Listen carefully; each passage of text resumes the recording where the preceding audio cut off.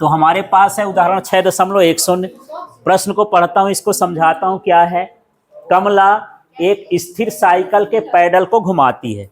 तो साइकिल तो सब समझते हो, पैडल भी समझते हो, है ना। स्थिर साइकिल का मतलब साइकिल को खड़ी करके घुमा रहे हैं, आगे नहीं बढ़ रही साइकिल, उसका हम क्या घुमा रहे हैं? पैडल। ठीक है। लेकिन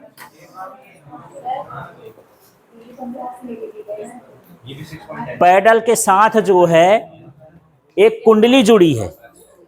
पैडल के साथ क्या जुड़ा है? कुंडली। तो कुंडली में कितने फेरों की संख्या है? 100। जैसे मैं कल बात कर रहा था जनरेटर वाले की, कि साइकिल में भी एक छोटा जनरेटर लगा सकते हैं कि भाई उसका पहिया घूमता है, उसको कनेक्ट कर दो तो जनरेटर घूमेगा, तो वो उस क्या बनाएगा? बिजली। तो ऐसे इसमें सिस्टम है कि कमला साइकिल चला रही है और उस साइकिल में एक जनरेटर लगा हुआ है। जनरेटर माने उसके साथ क्या लगी है? कुंडली। तो कुंडली में फेरों की संख्या कितनी है? 100। तो फेरों की संख्या को हम किससे लिखते हैं? n से। फिर यहां समझना, अब इधर देखना, मान तो लिख दिया हूं पर आपको लिखते समय दिक्कत होगी। इसका क्षेत्रफल दिया है और क्षेत्रफल को हम किससे लिखते हैं? a से। तो दो चीजें समझना है। इसमें मान लिखा है 0.10, लेकिन मैं यहां पर 0.1 के बाद क्या नहीं लिखा? 0, क्योंकि पॉइंट के बाद फिर 0 का कोई मतलब नहीं है। तो आपको यही ध्यान देना है कि पहले से उसका मान लिखो तो उसको सरल लिखो मान, है ना। फिर दूसरा देखो इसमें कि यहाँ 0.1 है, तो यदि मैं इसको दशमलव को हटाऊंगा तो क्या हो जाएगा? 10 की घात -1। एक भी बचेगा पर एक का लिखने का कोई मतलब नहीं, तो सीधे 10 की घात क्या हो गया? -1।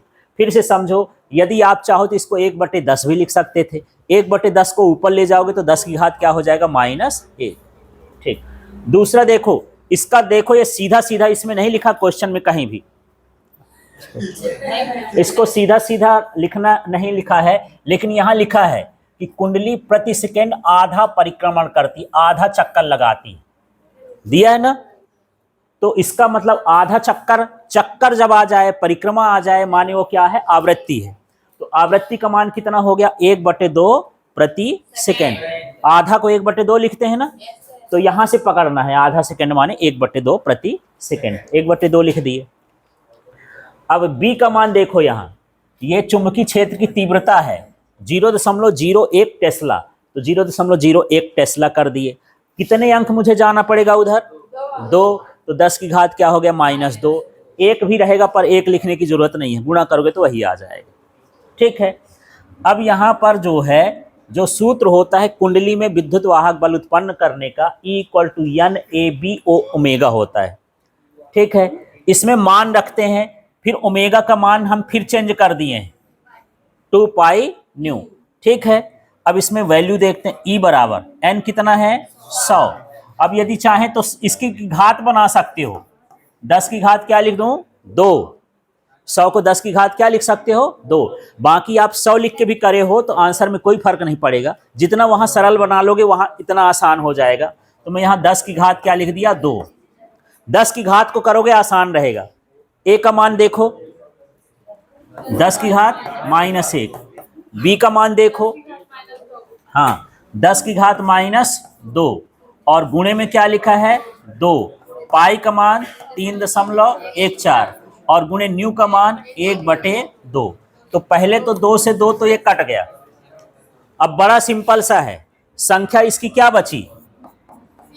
3.14। 10 की घात अब देख लेते हैं। 10 की घात क्या है? 2 -1 -2। ये 2 लिख दिया, -1 लिख दिया, -2 लिख दिया। ठीक है। ये -2 + 2 तो कट जाएगा, तो E बराबर कितना आएगा? 3.14 गुणे 10 की घात -1, और ये वोल्ट में। ये भी आंसर सही है, पर यदि इस -1 को हटाना चाहो, जब घात कम रहती है तो उसको ज्यादा नहीं लिखते हैं, तो बटे में 10 हो जाएगा, माने ये हो जाएगा 0.314 वोल्ट। फिर से यहां समझ लेना, 10 की घात -1 हटाना है, माने बटे में क्या लिखना है? 10। अब इसमें 10 का भाग करोगे तो दशमलव और इधर आ जाएगा। ठीक है, इस तरह से।